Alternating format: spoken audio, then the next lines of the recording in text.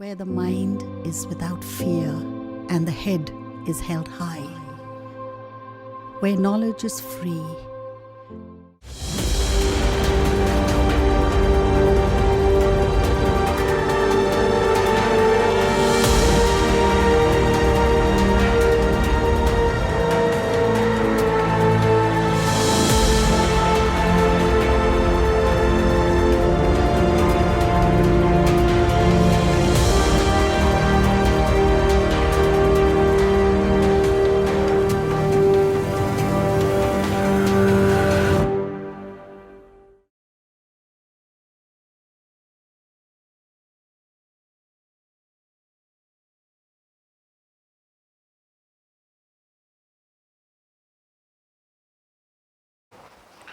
প্রিয় ছাত্রছাত্রীরা, আশা করি তোমরা প্রত্যেকে ভালো আছো, সুস্থ আছো। ভার্চুয়াল ক্লাসরুমে তোমাদের পুনরায় স্বাগত জানাই। আমি শুভ্রবিতান সাহা, মালদা জেলা স্কুলের পদার্থবিদ্যার শিক্ষক। বর্তমানে এই দুঃসময়ে তোমাদের যে স্বাভাবিক পঠন পাঠন পদ্ধতি, অর্থাৎ ক্লাসরুমে গিয়ে যে টিচিং লার্নিং প্রসেস, সেটা পুরোপুরি বন্ধ। এবং এই নিউ নর্মাল পরিস্থিতিতে অনলাইন পঠন পাঠনই তোমাদের একমাত্র ভরসা। মালদা জেলা প্রশাসন ও মালদা জেলা শিক্ষা দপ্তরের যৌথ উদ্যোগে আয়োজিত এই অনলাইন টেলিক্লাসে আজ আমি তোমাদের সামনে উপস্থিত হয়েছি একাদশ শ্রেণীর ক্লাসরুমে। তোমরা জানো যে আমি ইউনিট 6 মহাকর্ষ অধ্যায় পড়াচ্ছিলাম। এর আগের দিন আমরা মহাকর্ষীয় ক্ষেত্র প্রাবল্য ও মহাকর্ষীয় বিভব ইত্যাদি বিষয়গুলো আমরা আলোচনা করেছি। আজকে আমাদের যে মূল আলোচ্য বিষয়, সেইটা হচ্ছে অভিকর্ষ কী, অভিকর্ষজ ত্বরণ কী, এবং অভিকর্ষজ ত্বরণ কী কী কারণে পরিবর্তন হয়।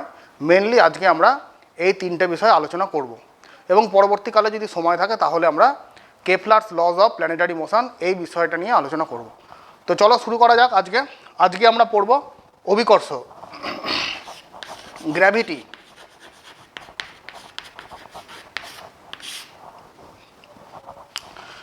তোমরা নিশ্চয়ই খেয়াল করেছো যে যখনই আমরা একটা বস্তুকে বা একটা ক্রিকেট বলকে ওপর থেকে ফেলে দিই, ভূপৃষ্ঠের ওপর থেকে কিছুটা ওপর থেকে যদি আমরা ফেলে দিই, তাহলে সেটা কিন্তু ভূপৃষ্ঠের দিকে আপতিত হয়, অর্থাৎ সেটা ভূপৃষ্ঠের নিচের দিকে চলে আসে।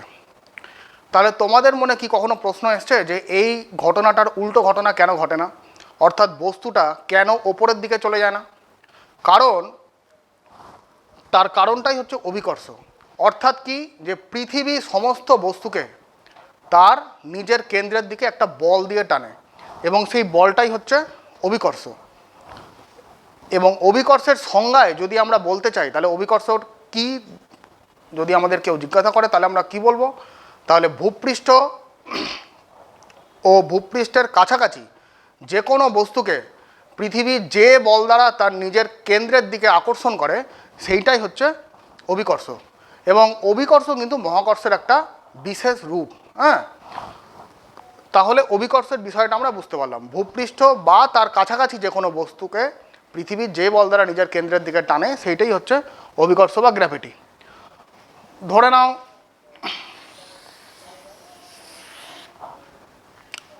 নাও পৃথিবী, এইটা তার সেন্টার ও পৃথিবীর ভর ক্যাপিটাল এম, এবং পৃথিবীকে যদি একটা সমতত্ব গোলক যদি ধরা হয়, তাহলে আমরা এটা ধরতে পারি যে পৃথিবীর সমস্ত ভর তার কেন্দ্রে সঞ্চিত আছে বা ভর কেন্দ্রে সঞ্চিত আছে। পৃথিবীর ব্যাসার্ধকে আমরা সবসময় বড় হাতের আর দিয়ে ডিনোট করি। তাহলে এইবার ধরে নাও এইখানে একটা বস্তু রাখা আছে, এম ভরের বস্তু, পৃথিবীর কেন্দ্র থেকে আর দূরত্বে রাখা আছে। পৃথিবীর কেন্দ্র থেকে একটা এম ভরের বস্তুকে আর দূরত্বে রাখা আছে। তাহলে এই বস্তুটাকে পৃথিবী কত বল দ্বারা নিজের কেন্দ্রের দিকে আকর্ষণ করবে, সেইটা আমরা গতদিন পড়েছিলাম। সেটা এফ ইজ ইকুয়াল টু সর্বজনীন মহাকর্ষীয় ধ্রুবক ইন্টু পৃথিবীর ভর ইন্টু এই বস্তুটির ভর ডিভাইডেড বাই তাদের ডিস্টেন্সের স্কোয়ার, তাদের যে মধ্যবর্তী দূরত্ব পৃথিবীর কেন্দ্র থেকে ওই বস্তু, তাদের স্কোয়ার। এইবার নিউটনের সেকেন্ড লয়ে তোমরা কি পড়েছো?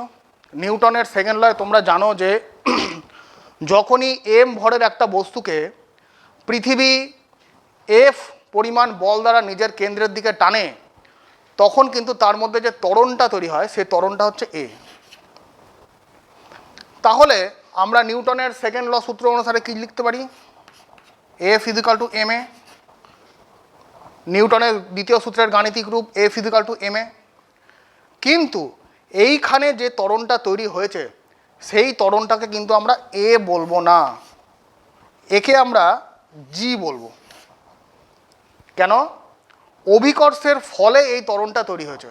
অভিকর্ষের ফলে যেই ত্বরণটা তৈরি হয় তাকে আমরা বলবো অভিকর্ষজ ত্বরণ, অর্থাৎ তাকে আমরা ছোট হাতের জি দিয়ে ডিনোট করব। অর্থাৎ ফর্মুলাটা দাঁড়াচ্ছে F equal to m g. এবং কখন এই ফর্মুলাটি দাঁড়াচ্ছে? অভিকর্ষজ ত্বরণ তাহলে বিষয়টা কি?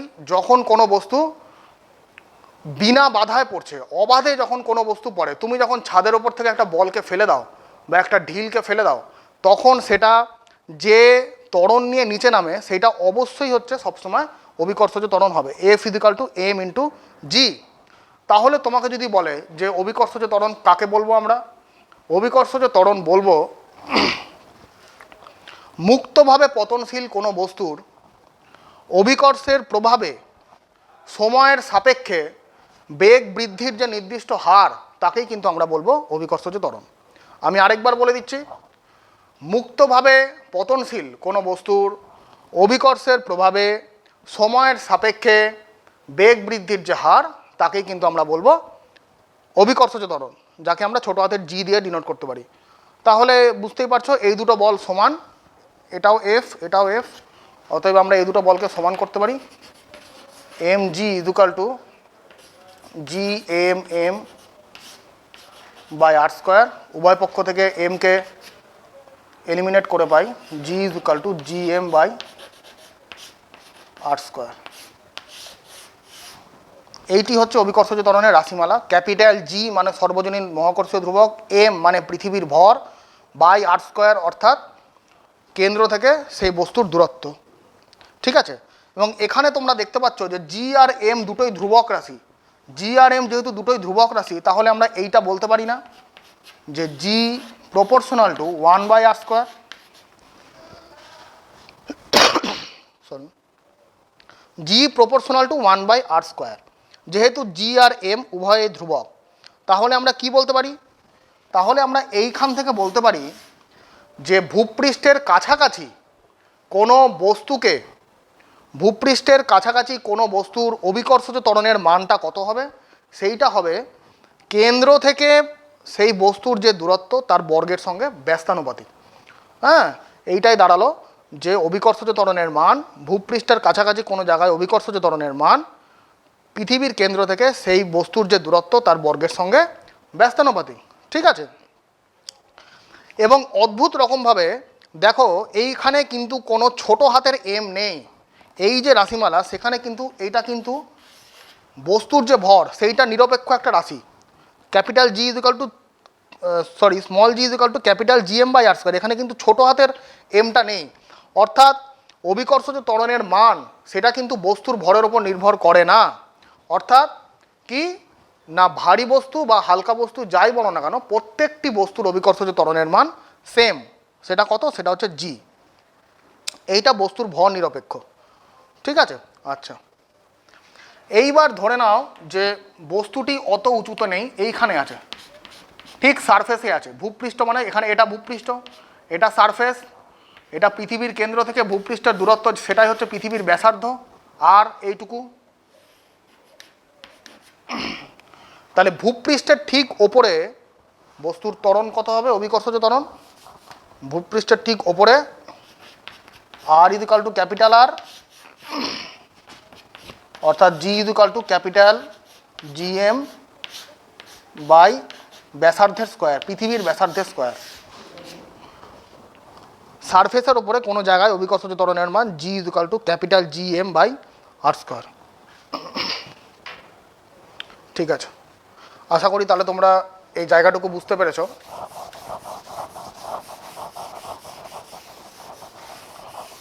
আচ্ছা, এইবার পৃথিবীর ভর আমরা কত জানি? পৃথিবীর ভর, পৃথিবী একটা সুষম গোলক, এবং সুষম গোলকের আয়তন কত হয় তোমরা ক্লাস 10-এ পড়েছ, 4/3 পাই আর কিউব গুণ রো। রোটা হচ্ছে পৃথিবীর ঘনত্ব, ভর মানে কি আয়তন গুণ ঘনত্ব, তাহলে এটা পৃথিবীর আয়তন গুণ রো মানে পৃথিবীর ঘনত্ব। তাহলে সেই মানটাই যদি আমি ওখানে বসিয়ে দিই, জিটা তাহলে কত দাঁড়াবে?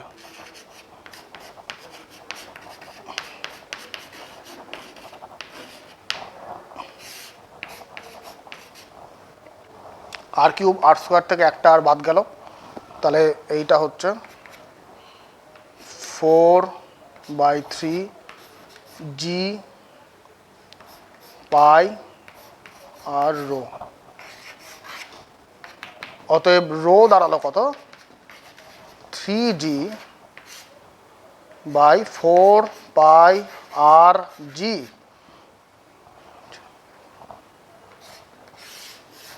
পৃথিবীর ঘনত্বের একটা আমরা রাশিমালা পেয়ে গেলাম, সেটা হচ্ছে 3g/4 পাই আর জি, এবং এইটাই কিন্তু ছোট হাতের জি এবং বড় হাতের জি এর মধ্যে সম্পর্ক।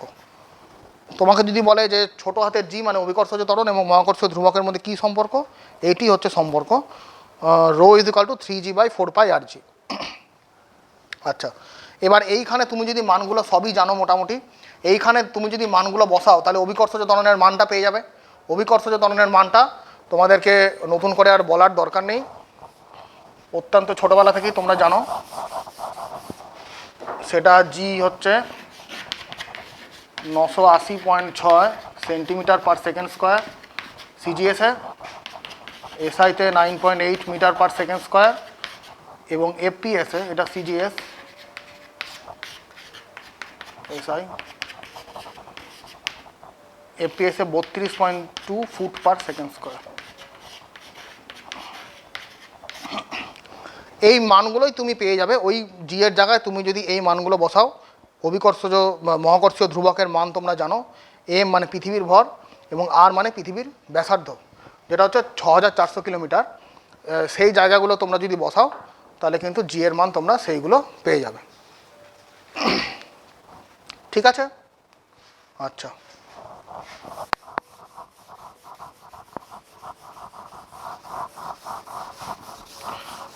এখন আমরা যে বিষয়টা আলোচনা করব সেইটা পৃথিবীর ত্বরণ এবং বস্তুর ত্বরণ। কীরকম বিষয়টা? বস্তুর ত্বরণ ও পৃথিবীর ত্বরণ।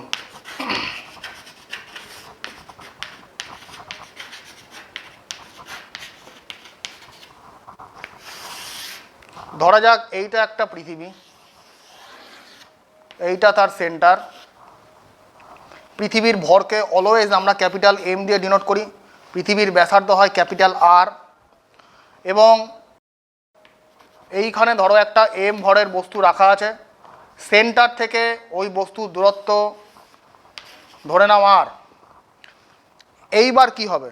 এইবার এক্ষুনি বললাম যে পৃথিবী তাহলে ওই ভরের বস্তুটাকে যে পরিমাণ বল দ্বারা আকর্ষণ করে সেটা কত? gmm/r square. এবং এইখানে পৃথিবী এই বস্তুটার ওপর একটা বল প্রয়োগ করছে, অভিকর্ষ বল এফ নিচের দিকে প্রয়োগ করছে, যার ফলে বস্তুটা নিচের দিকে গতিশীল হচ্ছে।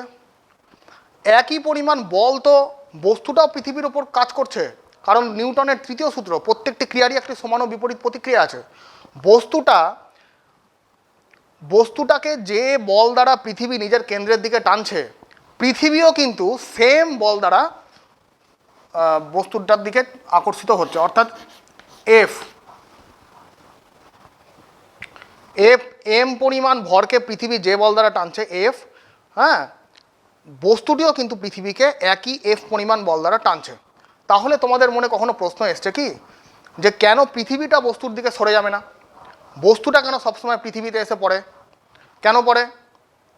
তাহলে আমরা দুটোর ত্বরণটা তুলনা করব, তাহলেই আমরা পেয়ে যাব। তাহলে আমরা বস্তুর ত্বরণটা বের করব। বস্তুর ত্বরণ কত সেটা আমরা ছোট হাতের এ দিয়ে লিখছি, সেটা হচ্ছে বস্তুর ওপর প্রযুক্ত বল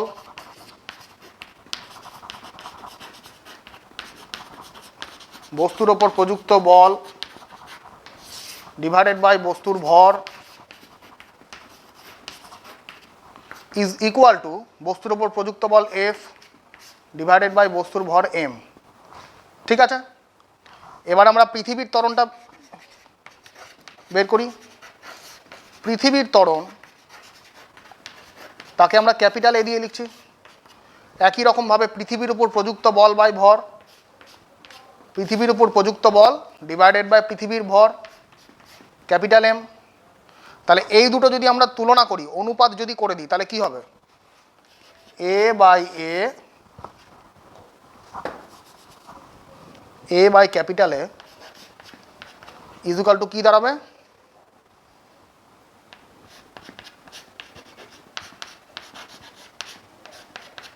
F F cancel, M by M. যেইটা দেখো এম বাই এম মানে পৃথিবীর ভর ডিভাইডেড বাই বস্তুর ভর, যেটা মাছ মাছ মাছ গ্রেটার দ্যান 1। অতএব তাহলে আমরা পেয়ে যাচ্ছি যে বস্তুর ত্বরণ মাছ মাছ মাছ গ্রেটার দ্যান এ। বস্তুর ত্বরণ পৃথিবীর ত্বরণ অপেক্ষা অত্যন্ত বেশি। এ বাই এ বস্তুর ত্বরণ বাই পৃথিবীর ত্বরণ, সেই অনুপাতটা দাঁড়ালো পৃথিবীর ভর ডিভাইডেড বাই বস্তুর ভর। তো পৃথিবীর ভরের তুলনায় তো বস্তুর ভর অতি সামান্য, নগণ্য, একদম নেগলিজেবল। তাহলে সেই জন্য বস্তুর ত্বরণটা পৃথিবীর ত্বরণ অপেক্ষা প্রচুর বেশি দাঁড়ালো। অর্থাৎ আমরা কি বলতে পারি যে সেক্ষেত্রে বস্তুর ত্বরণটা বেশি থাকার জন্য বস্তুটাই পৃথিবীর দিকে আপতিত হচ্ছে। পৃথিবীর ত্বরণটা কম আছে জন্য তার গতিটাকে আমরা অনুভব করতে পারছি না। ঠিক আছে, ব্যাস। তাহলে আশা করি বিষয়টা তোমাদের পরিষ্কার হয়েছে।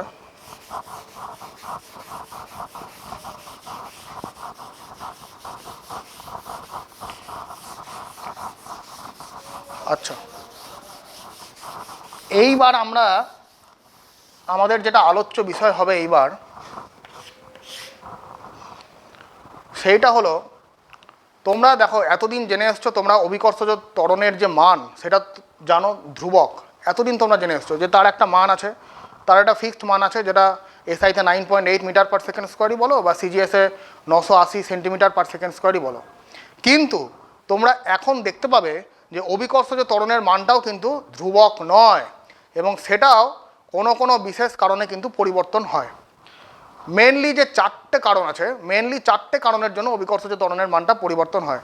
খুবই ইম্পর্ট্যান্ট বিষয়গুলো একটু ভালো করে বুঝবে, কারণ এটা কিন্তু পরীক্ষার জন্য প্রচণ্ড ইম্পর্ট্যান্ট, বারবার একাধিকবার পরীক্ষায় দিয়ে দেয়।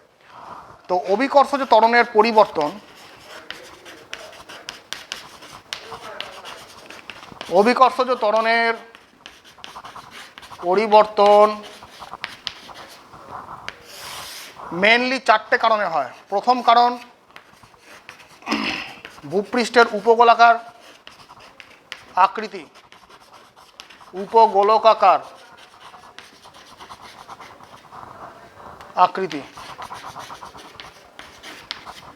2 নম্বর, বিভিন্ন উচ্চতায় জি এর মান বিভিন্ন হয়, জি এর মান বিভিন্ন।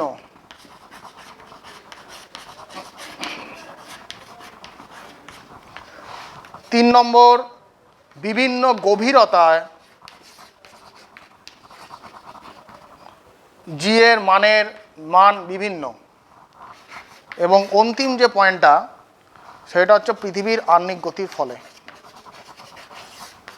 পৃথিবীর আহ্নিক গতি।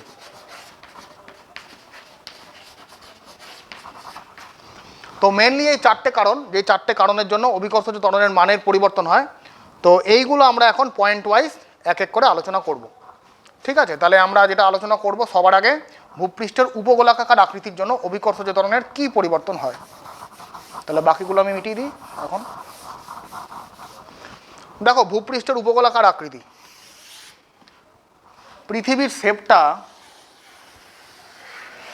অনেকটা এরকম, ঠিক আছে, অনেকটা এরকম। এবং এই অঞ্চলটাকে বলছে নিরক্ষীয় অঞ্চল। এইটা মেরু ব্যাসার্ধ, মেরু ব্যাস, এইটা মেরু ব্যাস, এটা নিরক্ষীয় ব্যাস। এবং বুঝতেই পারছো যে পৃথিবীর নিরক্ষীয় অঞ্চলটা কিছুটা স্ফীত, মেরু অঞ্চলটা কিছুটা চাপা। এবং নিরক্ষীয় ব্যাসার্ধটাও বেশি, নিরক্ষীয় ব্যাসার্ধটা গ্রেটার দেন মেরু ব্যাসার্ধ কতটা বেশি? অলমোস্ট 21 কিলোমিটার বেশি। 21 কিলোমিটার বেশি। নিরক্ষীয় ব্যাসার্ধটা মেরু ব্যাসার্ধের থেকে প্রায় 21 কিলোমিটার বেশি। তাহলে এক্ষুনি তোমাদেরকে বলা হলো যে জি ইজুকাল টু gm/r²। তাহলে এইখান থেকে তোমরা ভালোই বুঝতে পারছো যে যেইখানে ব্যাসার্ধের মান কম সেইখানে অভিকর্ষজ ত্বরণের মানটা বেশি। অর্থাৎ নিরক্ষীয় ব্যাসার্ধ কম, নিরক্ষীয় ব্যাসার্ধ যেহেতু বেশি তাই জন্য নিরক্ষীয় অঞ্চলে জি এর মানটা তুলনায় কম।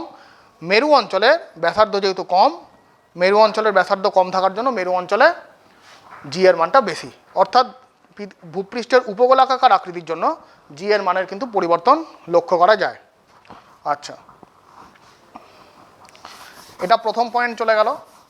এরপরে নেক্সট পয়েন্ট হচ্ছে বিভিন্ন উচ্চতায় জি এর মানের পরিবর্তন।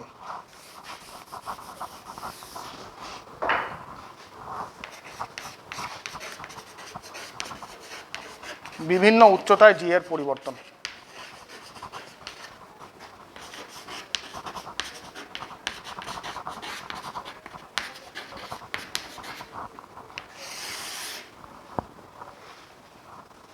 ধরো এটা পৃথিবী, এইটা তার সেন্টার।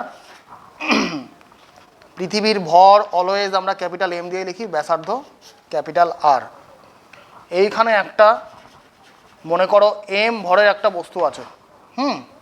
এম ভরের যদি বস্তু থাকে এবং সেটা ভূপৃষ্ঠ, এটা ভূপৃষ্ঠ থেকে কত উচ্চতায় আছে? ভূপৃষ্ঠ থেকে এইচ উচ্চতায় আছে এবং এইটুকু হচ্ছে পৃথিবীর ব্যাসার্ধ। ভূপৃষ্ঠ থেকে কেন্দ্র এইটুকু হচ্ছে ব্যাসার্ধ, এটা হচ্ছে আর। তাহলে আমরা একটা জিনিস বলতে পারি না যে কেন্দ্র থেকে ওই বস্তুর দূরত্ব কত হলো? কেন্দ্র থেকে ওই বস্তুর দূরত্ব হলো আর প্লাস এইচ। কেন্দ্র থেকে এই বস্তুর দূরত্ব, এটা নাম দিয়ে দাও পি, এটা ও, এটা পি। তাহলে আমরা বলতে পারি যে ভূপৃষ্ঠে ধরে নিই, ভূপৃষ্ঠে অভিকর্ষজ ত্বরণ জি আর পি উচ্চতায় অভিকর্ষজ ত্বরণের মান জি ড্যাশ। তাহলে ভূপৃষ্ঠে জি এর মান কত? Capital gm/r²। এবং পি উচ্চতা সেখানে কত? জি ড্যাশ gm/r+h তার হোল স্কোয়ার।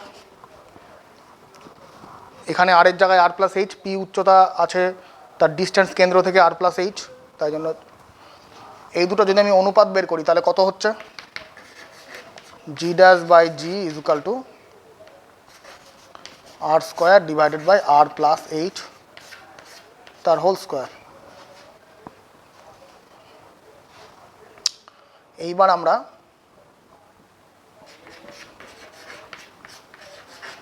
r² কমন নেব, নিচে কি পড়ে থাকবে? 1+h/r তার হোল স্কোয়ার। ঠিক আছে, ওপর নিচে r² গেল। এইবার আমরা যদি এটাকে ওপরে তুলি তাহলে কি হবে?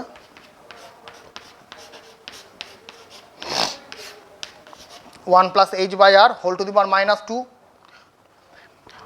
এইবার এইখানে তোমাদের কিন্তু একটা অঙ্কের ফর্মুলা কাজে লাগবে, সেইটা হচ্ছে, কোথায় করব? এইখানেই করছি, ওপরেই করছি। সেইটা হচ্ছে বাইনোমিয়াল এক্সপানশন। তোমরা ক্লাস 11-এ পড়বে ম্যাথামেটিক্সে, বা পড়েছো কেউ কেউ। সেটা হচ্ছে 1+x whole to the power -n। ফর্মুলাটি হচ্ছে 1 - nx plus n into n+1 by factorial 2 into x² minus ... এরকম পরপর টার্ম আছে। তো আমরা যদি বাকি টার্মটাকে উপেক্ষা করি তাহলে কি দাঁড়াচ্ছে? 1 - nx, অর্থাৎ পাওয়ারে যেটা আছে সেটাই সামনে চলে আসছে। তাহলে এক্ষেত্রেও তাই হবে। 1 মাইনাস পাওয়ারে -2 আছে, সেটা যদি সামনে চলে আসে -2h/r বাকি টার্মগুলো যদি আমি নেগলেক্ট করি তাহলে এটাই দাঁড়াচ্ছে। অর্থাৎ জি ড্যাশের মান কত পেলাম? জি ড্যাশের মান পেলাম জি ইন্টু 1 মাইনাস 2h/r। এইটা দেখো অভিকর্ষজ ত্বরণের রাশিমালা পেয়ে গেলাম, G dash is equal to G into 1 minus 2h/r। এটা কোথায় পেলাম অভিকর্ষজ ত্বরণের মান? এইটা পেলাম ভূপৃষ্ঠ থেকে এইচ উচ্চতায়, অর্থাৎ পি পয়েন্টে অভিকর্ষজ ত্বরণের মান G dash is equal to G into 1 minus 2h/r। এখানে খেয়াল করলে বুঝতে পারবে, দেখো উচ্চতায় কিন্তু এইচ উচ্চতায় ওপরে উঠলে কিন্তু জি এর মানটা কমে যাচ্ছে, সামনে মাইনাস চিহ্ন আছে, জি এর মানটা কমে যাচ্ছে। অর্থাৎ আমরা এটা বুঝতে পারলাম যে ভূপৃষ্ঠ থেকে যত ওপরে যাওয়া যায় তত কিন্তু জি এর মানটা কমতে থাকে। ঠিক আছে, তোমরা একটা জিনিস খেয়াল করবে, তোমরা যদি কলকাতায় 1 কেজি আপেল কেনো এবং তোমরা যদি সেটা দার্জিলিংয়ে গিয়ে মেজারমেন্ট করো, দেখবে সামান্য ওজন কিন্তু কমে গেছে, 975 বা 980, যাই হোক না কেন কিছুটা তো ওজন কমবেই। কারণ বুঝতেই পারছো, যত আমরা সমুদ্রপৃষ্ঠ থেকে উপরে উঠলাম, ভূপৃষ্ঠ থেকে যত উপরে উঠছি তত কিন্তু জি এর মান কমে যাচ্ছে এবং যার জন্য কিন্তু ওজনও কমে যাচ্ছে। ঠিক আছে, তাহলে তোমাকে যদি বলে যে কতটা ওজন কমলো, মানে কতটা জি এর মানের পরিবর্তন হলো, জি এর মান কতটা কমলো, তাহলে আগেরটা থেকে এখন মাইনাস করলেই হয়ে যাবে। সেটা কত? সেটা জি মাইনাস জি ড্যাশ করলেই বেরিয়ে যাবে, সেটা হচ্ছে 2hg/r।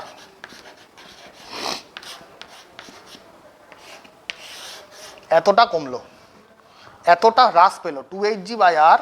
এইচ পরিমাণ উচ্চতায় উঠলে জি এর মানের হ্রাস ঘটে 2hg/r। ঠিক আছে, আশা করি তোমরা বুঝতে পেরেছ। তোমরা যখন আমরা ক্লাস করব তখন কিন্তু তোমরা অবশ্যই খাতা পেন এবং সামনে বইটা নিয়ে বসবে। হ্যাঁ, যখন আমরা বোর্ড ওয়ার্ক করবো তখন কিন্তু তোমরা সঙ্গে সঙ্গে নোট করতে পারো, তাহলে তোমাদের একবারে পড়া হয়ে যাবে। তাহলে অভিকর্ষজ ত্বরণের হ্রাস দাঁড়ালো 2hg/r। এখানে একটা কথা বলে দিই তোমাদের, যে এই ফর্মুলাটা আমরা কখন ইউজ করব? এই ফর্মুলাটা ইউজ করব যখন এইচটা মাছ লেস দ্যান আর।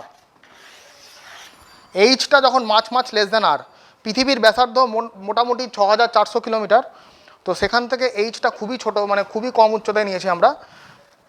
এই ফর্মুলাটা তখনই ভ্যালিড যখন H very very less than R. যদি তা না হয় তাহলে কিন্তু আমরা এই ফর্মুলাটা ইউজ করতে পারি। যদি না হয়, এইচ যদি মোটামুটি তুলনীয় হয় আর এর মানের সঙ্গে, তাহলে আমরা এই ফর্মুলাটা ইউজ করব, G dash by G is equal to R square divided by R plus H তার হোল স্কোয়ার।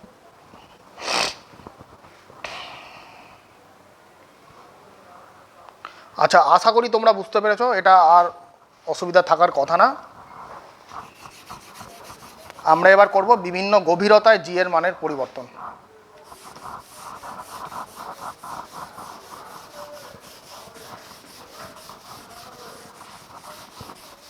বিভিন্ন গভীরতায় আমরা জি এর মানের পরিবর্তন বের করব।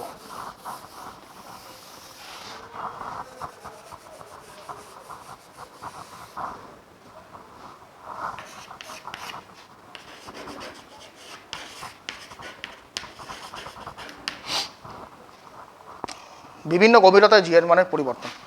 ধরা যাক এইটা পৃথিবী, যার সেন্টার হচ্ছে ও, পৃথিবীর ব্যাসার্ধ আর, পৃথিবীর ভর ক্যাপিটাল এম। এইবার গভীরতায় বলেছে, তার মানে এটা ভূপৃষ্ঠ থেকে গভীরে যেতে হবে, আমাদের একটা বস্তুকে প্লেস করতে হবে। ধরা যাক এইচ গভীরতায় আমি একটা এম ভরের বস্তুকে রাখলাম। এইচ গভীরতায় এইখানে আমি একটা এম ভরের বস্তুকে রেখেছি। সেখানে আমাকে মেজারমেন্ট করতে হবে যে কত জি এর মান পরিবর্তন হচ্ছে। তাহলে আমরা কি করব? আমরা এই যে ব্যাসার্ধের একটা কল্পিত গোলক কল্পনা করলাম, একটা গোলক কল্পনা করলাম, যার ব্যাসার্ধ কত হবে তোমরা বলে দাও। এইটা যদি আর হয়, তার মধ্যে এইটুকু এইচ, এইটা আর, তাহলে এইটুকু অবশ্যই হবে আর মাইনাস এইচ।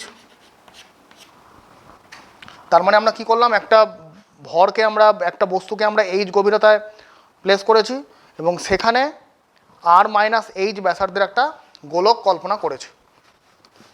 তাহলে খেয়াল করে দেখো, এই কল্পিত গোলকটা কিন্তু পৃথিবী পৃষ্ঠকে এখন দুটো ভাগে ভাগ করে দিয়েছে।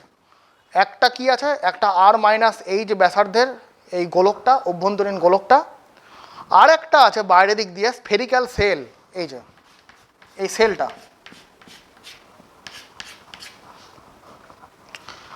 এমত অবস্থায় প্রমাণ করা যায় যে এম ভরের বস্তুটা আকর্ষণ বল অনুভব করবে শুধুমাত্র এই কল্পিত গোলকের জন্য, কিন্তু স্ফেরিক্যাল সেলের জন্য তার কোনো আকর্ষণ বল অনুভব করে না। কেন? কারণ তোমরা একটা জিনিস জেনে রাখবে যে যখনই একটা বস্তুকে আমি একটা গোলকের বাইরে রাখবো, যার বাইরে রাখবো, যে গোলকের বাইরে রাখবো তার জন্য আকর্ষণ বল অনুভব করবে, কিন্তু যার ভেতরে থাকবে তার জন্য কিন্তু কোনো আকর্ষণ বল অনুভব করে না। তাহলে এইখানে এম ভরের বস্তুটা, এই তো সেল, এই সেলের মধ্যে আছে, তাই জন্য এই সেলের জন্য কিন্তু কোনো আকর্ষণ বল অনুভব করবে না, কিন্তু এই যে গোলকটা আছে, গোলকের বাইরে আছে, এই জন্য এই গোলকের জন্য শুধুমাত্র আকর্ষণ বল অনুভব করবে। ঠিক আছে? তাহলে আমরা যদি বলি যে পৃথিবীর ঘনত্ব কত,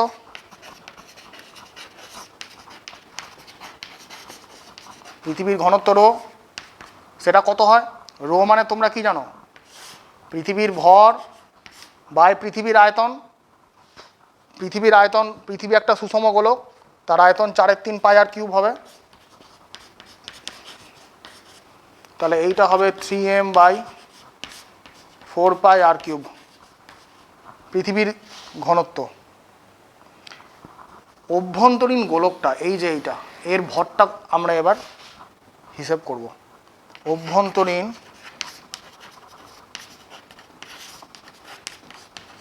গোলকের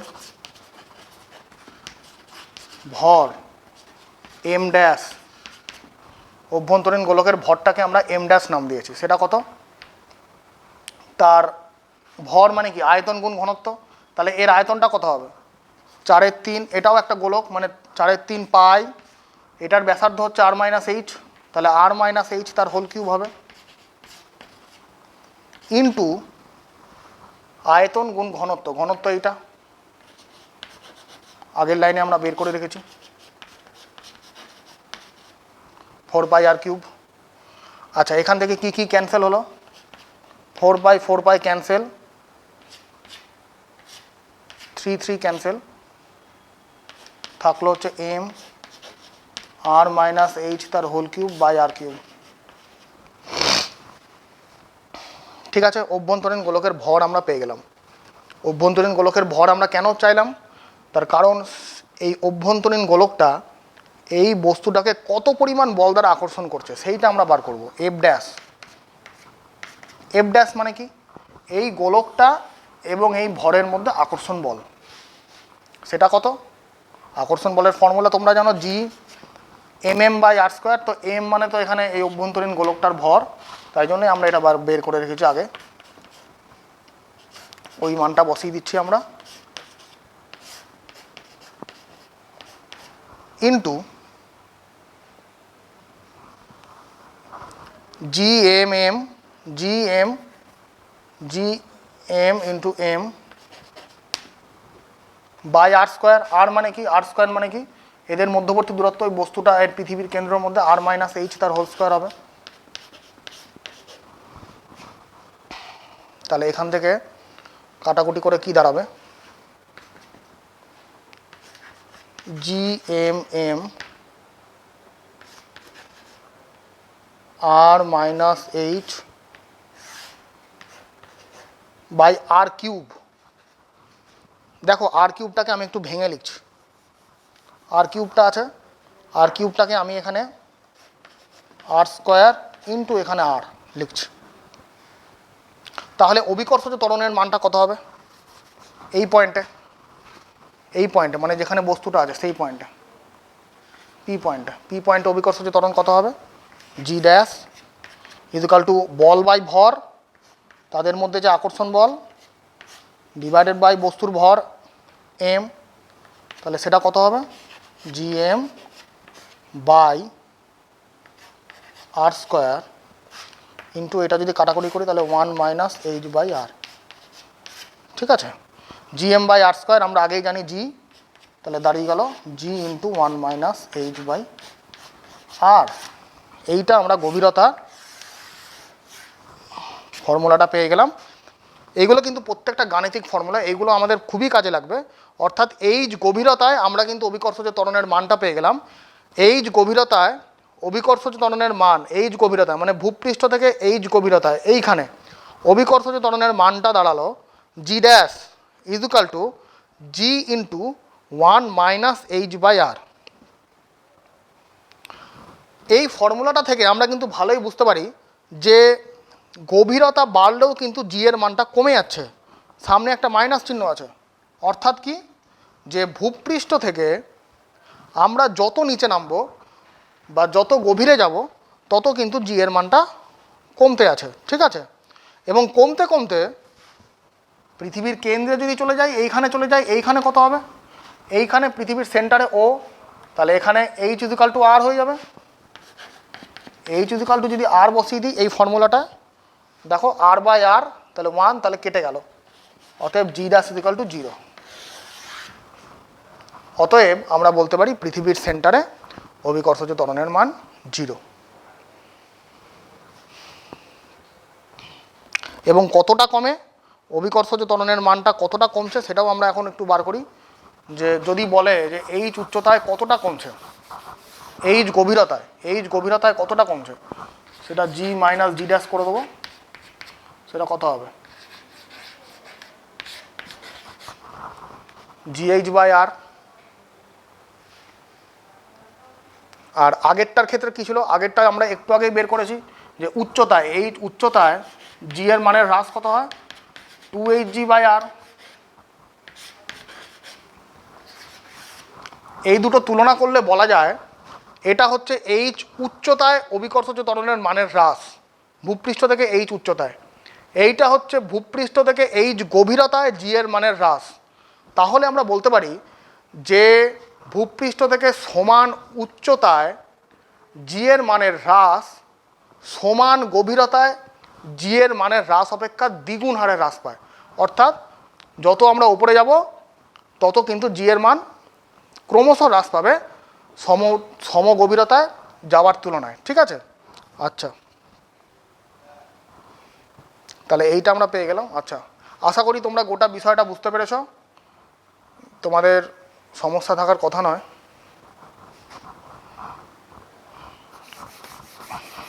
আমরা অভিকর্ষজ ত্বরণের পরিবর্তন পড়ছি, তার 3টে কারণ আমাদের পড়া হয়ে গেছে। পৃথিবীর উপকূলাকার আকৃতির জন্য উচ্চতা বাড়ার সঙ্গে সঙ্গে অভিকর্ষজ ত্বরণের কী পরিবর্তন হয় এবং গভীরতার সঙ্গে কী পরিবর্তন হয়। আচ্ছা, একটা জিনিস খেয়াল করো, এই উচ্চতায় জি এর মানের কী পরিবর্তন হয়, G dash G into 1 minus 2h by R. গভীরতায় কী পরিবর্তন হয়, জি ড্যাশ এইচ গভীরতায় জি এর মানের পরিবর্তন এইটা হয়। ভালো করে খেয়াল করো যে উচ্চতা বাড়লেও জি এর মান কমছে, উচ্চতা যদি কমে মানে এইচ উচ্চতাতেও জি এর মান কমছে, এইচ গভীরতাতেও জি এর মান কমছে। তাহলে আমরা বলতে পারি না যে ভূপৃষ্ঠেই তাহলে জি এর মান সর্বোচ্চ, ওপরে যাই বা নিচে নামি জি এর মান কমে যাচ্ছে। তাই জন্য এইখান থেকে একটা গ্রাফ তোমাদের পরীক্ষায় খুবই আসে। এইখানে আমরা অভিকর্ষজ ত্বরণকে করছি, প্লট করছি ওয়াই অক্ষ বরাবর, আর এইটা হচ্ছে ও পৃথিবীর কেন্দ্র থেকে দূরত্ব।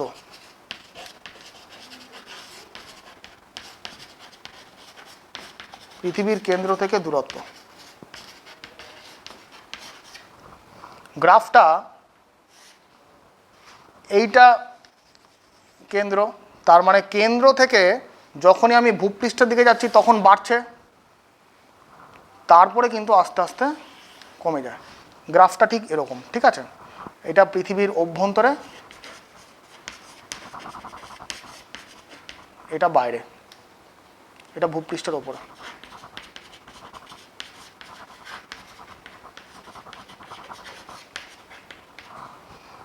এইটা কিন্তু ভূপৃষ্ঠ। তার মানে একটা জিনিস খেয়াল করো, যখনই আমরা কেন্দ্র থেকে যত ভূপৃষ্ঠের দিকে যাচ্ছি তত কিন্তু জি এর মান বাড়ছে। ভূপৃষ্ঠে জি এর মান সর্বোচ্চ। এবং যখন আবার ভূপৃষ্ঠ থেকে উপরে উঠছি তখন জি এর মান ক্রমশ হ্রাস পাচ্ছে। ঠিক আছে, এই রকম একটা গ্রাফ কিন্তু পরীক্ষার সময় খুবই দিয়ে দেয়, যে অভিকর্ষজ ত্বরণের সঙ্গে পৃথিবীর কেন্দ্র থেকে দূরত্বের একটি গ্রাফ। আচ্ছা, আশা করি তোমরা বুঝতে পেরেছো।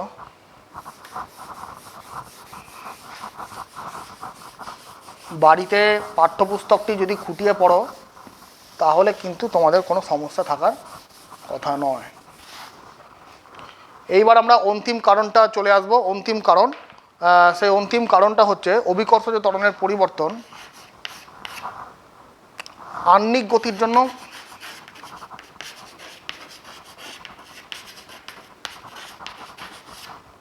জি এর মানের পরিবর্তন।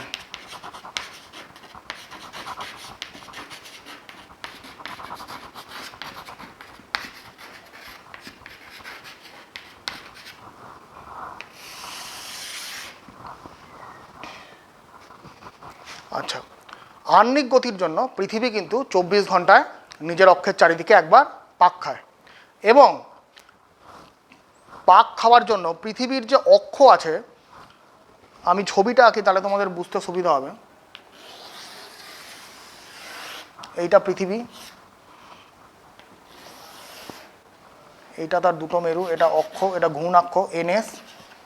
এই ঘূর্ণাক্ষকে কেন্দ্র করে পৃথিবী কিন্তু ওমেগা কৌণিক বেগে ক্রমশ পাক খাচ্ছে। তাহলে কি হলো, যে আহ্নিক গতির জন্য পৃথিবী 24 ঘন্টায় একবার নিজের অক্ষের চারিদিকে পাক খায়, এবং এই আহ্নিক গতির জন্য এন আর এস, এন পয়েন্ট আর এস পয়েন্ট, এই দুই মেরুতে অবস্থিত কোনো বস্তু ছাড়া বাকি প্রত্যেকটা বস্তু কিন্তু এই ঘূর্ণাক্ষের চারিদিকে ক্রমশ ঘুরে যাচ্ছে। একমাত্র উত্তর মেরু আর দক্ষিণ মেরুতে যে সমস্ত বস্তুরা আছে তারা বাদ দিয়ে বাকি প্রত্যেকটা বস্তু কিন্তু আহ্নিক গতির জন্য ঘুরে যাচ্ছে, এবং তাদের ঘূর্ণনের কেন্দ্রবিন্দুগুলো এই ঘূর্ণাক্ষের ওপরই কোনো না কোনো স্থানে অবস্থিত। এই ঘূর্ণাক্ষের ওপরই সেই বৃত্তাকার পথগুলোর কেন্দ্রবিন্দুগুলো এর ওপর কোনো না কোনো স্থানে অবস্থিত। তাহলে আমি যদি ভূপৃষ্ঠটাকে মানে নির্দেশতন্ত্র হিসাবে ধরে নিই, তাহলে এটা আমরা বলতে পারি না যে বৃত্তাকার পথে ঘূর্ণনের জন্য যে কোনো বস্তুর একটা অপকেন্দ্র বল কাজ করবে, এবং সেই অপকেন্দ্র বলের একটি উপাংশ ঠিক বস্তুটার পৃথিবীর অভিকর্ষ বলের প্রভাবে যে ওজনটা তার ক্রিয়া করে সেই ওজনের বিপরীত দিকে কাজ করবে। আমি এক্ষুনি ছবিটা আঁকবো, ছবিটা আঁকলেই তোমাদের বিষয়টা অনেকটা পরিষ্কার হয়ে যাবে। ধরে নাও ভূপৃষ্ঠের ওপরে যে কোনো একটা বস্তু আছে, এ পয়েন্টে একটা এম ভরের বস্তু রাখা আছে, যার অক্ষাংশ হচ্ছে থিটা। এটা পৃথিবীর সেন্টার, ও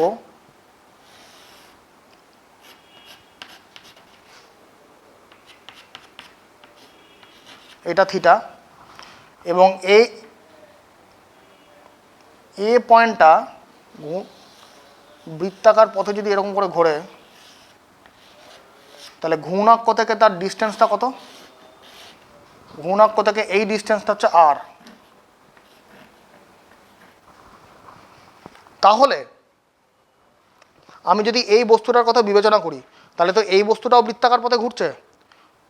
বৃত্তাকার পথে ঘুরলে তার একটা অপকেন্দ্র বল কাজ করবে, বৃত্তপথের বাইরের দিকে একটা অপকেন্দ্র বল কাজ করে। তোমরা পড়েছো নিশ্চয়ই বৃত্তীয় গতিতে, বা পড়বে। এইখানে কিন্তু একটা অপকেন্দ্র বল কাজ করছে, সেটার মান হচ্ছে এম ওমেগা স্কোয়ার আর। এইবার বস্তুটার ওজন কোন দিকে কাজ করছে? এইটা তো পৃথিবীর কেন্দ্র, তাহলে কেন্দ্র বরাবর কাজ করে। হ্যাঁ, কেন্দ্র বরাবর বস্তুটার ওজনটা কাজ করে।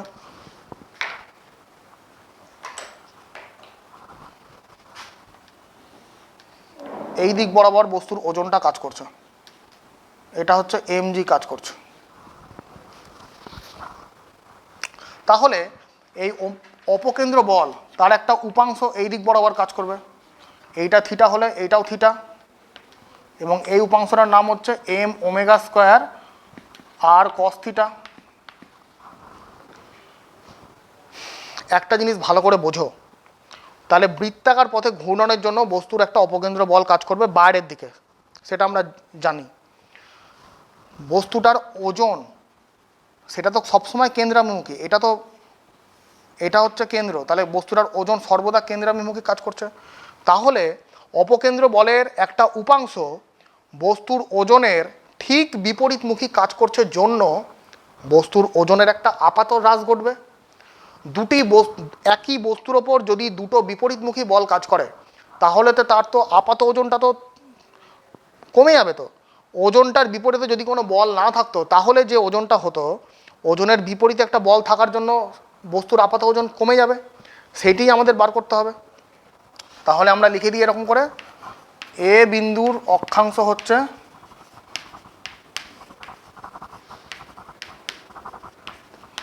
থিটা, গুণাক্ষ থেকে তার দূরত্ব, গুণাক্ষ থেকে তার দূরত্ব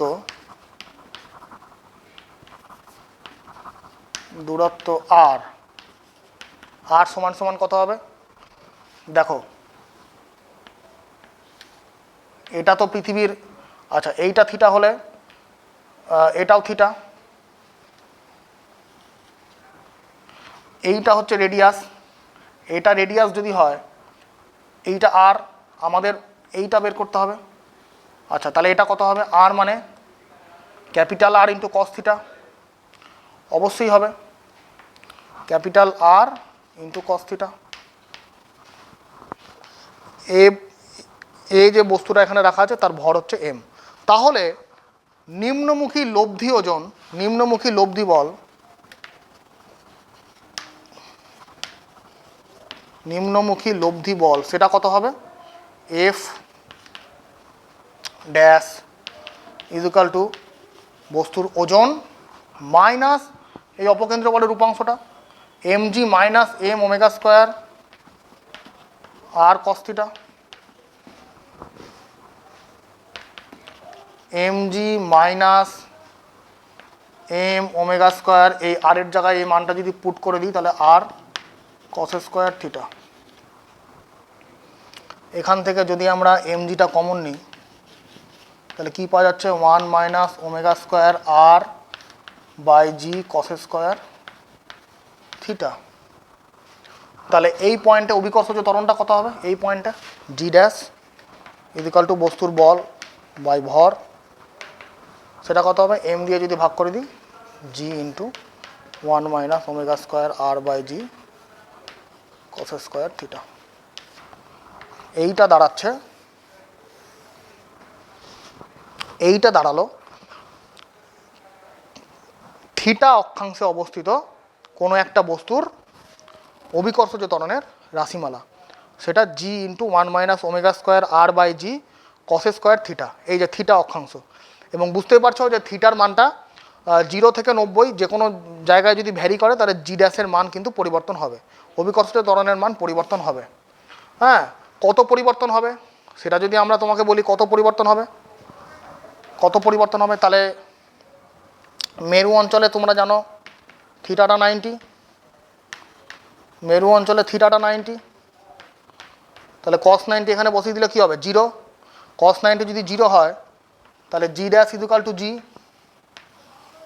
তাহলে বুঝতেই পারছো যে মেরু অঞ্চলে অভিকর্ষজ ত্বরণের কোনো পরিবর্তন হয় না, তার মানে মেরু অঞ্চলে আহ্নিক গতির কোনো প্রভাব নেই।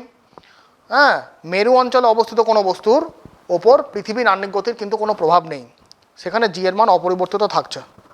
নিরক্ষীয় অঞ্চলে কী হচ্ছে? নিরক্ষীয় অঞ্চলে থিটাটা 0 ডিগ্রি, তো সেখানে কস 0-র ভ্যালু এখানে 1 হবে, তাহলে G dash equal to G into 1 minus omega square R by G. ঠিক আছে, এইটা কিন্তু নিরক্ষীয় অঞ্চলে বুঝতেই পারছো জি এর মানের সর্বাধিক হ্রাস ঘটে, তার মানে মেরু অঞ্চলে জি এর মানের কোনো পরিবর্তন হবেই না এবং নিরক্ষীয় অঞ্চলে জি এর মানের সর্বাধিক প্রভাব লক্ষ্য করা যাবে, অর্থাৎ মানে আহ্নিক গতির সর্বাধিক প্রভাব লক্ষ্য করা যাবে এবং নিরক্ষীয় অঞ্চলে অভিকর্ষজ ত্বরণের মান প্রচুর কমে যাবে। মেরু অঞ্চলে জি এর মানের কোনো পরিবর্তন হবে না, নিরক্ষীয় অঞ্চলে জি এর মান প্রচুর কমে যাবে। কতটা পরিবর্তন হবে? ওমেগা স্কোয়ার আর, সেটা আমরা জি বাই মাইনাস জি ড্যাশ বের করলেই অভিকর্ষজ ত্বরণের পরিবর্তন কতটা হবে নিরক্ষীয় অঞ্চলে, মানে কতটা অভিকর্ষজ ত্বরণ কমছে সেটা জি মাইনাস জি ড্যাশ করলে আমরা পেয়ে যাব। ঠিক আছে, আমরা এবার একটা নিউমেরিক্যালসে চলে যাব। আজকে আমরা যা পঠন পাঠন করলাম তার উপরে এই নিউমেরিক্যালসটা। ভূপৃষ্ঠ থেকে এইচ উচ্চতায় এবং একই গভীরতায় অভিকর্ষজ ত্বরণ সমান হলে প্রমাণ করো H is equal to √5 - 1 divided by 2 multiplied by R, যেখানে আরটা হচ্ছে পৃথিবীর ব্যাসার্ধ। ঠিক আছে, ভূপৃষ্ঠ থেকে এইচ উচ্চতা এবং একই গভীরতায় অভিকর্ষজ ত্বরণ সমান। আমরা কি এক্ষুনি পড়লাম যে এইচ উচ্চতায় অভিকর্ষজ ত্বরণ কত হয়, সেটাকে আমরা G1 দিয়ে লিখছি। সেটা কত হয়? Gm divided by R plus H তার হোল স্কোয়ার। এইটা হবে এইচ উচ্চতায় জি এর মান। একই গভীরতায় মানে এইচ গভীরতায় জি এর মান কী হয় সেটা আমরা এক্ষুনি বললাম, G2।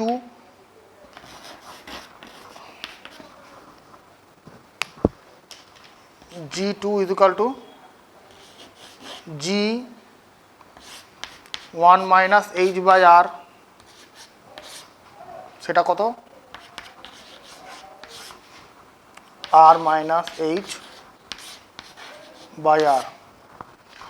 আচ্ছা, এইবার আমরা G1 বাই G2 করে দেবো। আমাদের তো এইটা প্রমাণ করতে হবে, তার জন্য আমরা কি করব, G1 বাই G2 করে দেবো। G1 বাই G2 করলে কি দাঁড়াবে? Gm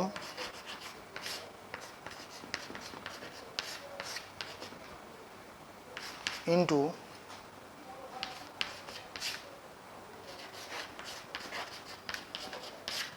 জি ইন্টু আর মাইনাস এইচ। ঠিক আছে, আচ্ছা তাহলে এখানে, আচ্ছা এখানে দেখো আমরা আবার একটু আগেই দেখেছি জি মানে Gm বাই আর স্কোয়ার, এটাও আমরা জানি। তো সেই মানটা যদি আমি এখানে বসিয়ে দিই তাহলে কি পাবো?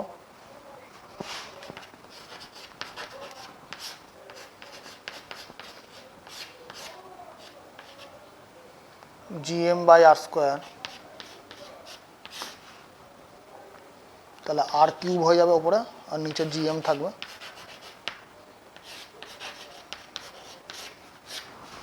আচ্ছা, তাহলে এখানকার Gm কেটে গেল, থাকলো কি R cube divided by R plus H তার whole square into R minus H. তাহলে আর প্লাস এইচ তার whole square into R minus H, এটাকে আমি কি লিখতে পারি? এটাকে R plus H into R minus H into R plus H লিখতেই পারি। কেন লিখবো? কারণ এটা A plus B A minus B এর ফর্মুলা হয়ে যাবে। তাহলে R square minus H square into R plus H. আশা করি তোমরা বুঝতে পেরেছ এত দূর। এইগুলো মিটিয়ে দিই।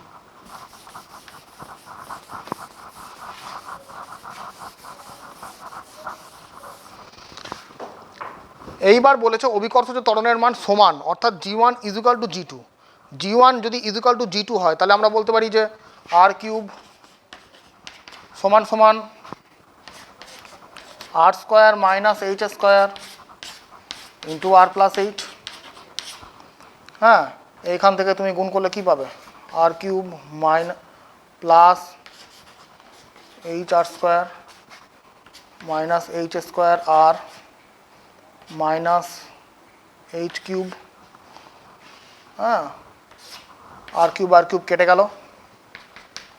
এবং তাহলে তুমি বুঝতেই পারছো যে H R square minus H square R minus H cube is equal to 0। এইচগুলোকে যদি আমি একটা করে এইচ যদি কেটে দিই তাহলে কি দাঁড়াবে? এখান থেকে একটা করে এইচ কেটে দিচ্ছি। তাহলে বুঝতেই পারছো এখানে কিন্তু আমরা এইচের একটা দ্বিঘাত সমীকরণ পেয়ে গেলাম, H square minus H R plus H R minus R square is equal to 0। হ্যাঁ, এইখান থেকে কিন্তু আমরা একটা দ্বিঘাত সমীকরণ পেয়ে গেলাম, এবং দ্বিঘাত সমীকরণটা তোমরা যদি সলভ করো তাহলে এইচের একটা মান পেয়ে যাবে, এইচের একটা মান পেয়ে যাবে এবং সেটা ওর সঙ্গে সমান হয়ে যাবে। তো তোমরা এইটা বাড়িতে করবে, বাড়িতে তোমাদের এটা কাজ থাকলো, এই কাজটা তোমরা বাড়িতে করবে। তো আজকে আমরা যে টপিকটুকু পড়লাম, আমরা যদি সামারি করি তাহলে আজকে আমরা পড়লাম হোয়াট ইজ গ্র্যাভিটি, অভিকর্ষ কী, what is acceleration due to gravity, অভিকর্ষজ ত্বরণ কী, এবং অভিকর্ষজ ত্বরণ কী কী কারণে পরিবর্তন হয় সেইটা আমরা পড়লাম। সময়ের অভাবের জন্য আমরা Kepler's lodge of planetary motion সেটা আজকে আমরা শুরু করতে পারলাম না, সেইটা কিন্তু আমরা পরবর্তী ক্লাসে অবশ্যই পড়ব। ঠিক আছে, তোমরা বাড়িতে ভালো করে পঠন পাঠন করো, বাড়িতে তোমাদের পাঠ্যপুস্তকটা বারংবার পড়ো, একাধিকবার করো এবং খাতায় লিখে প্র্যাকটিস করো, তাহলে কিন্তু তোমাদের মনে থাকবে এবং পরীক্ষার সময় তোমরা ঠিকই লিখতে পারবে। ঠিক আছে, আজকের মতো তাহলে ক্লাস এটুকুই। তোমরা সবাই ভালো থেকো, তোমাদের শুভেচ্ছা থাকলো, ধন্যবাদ।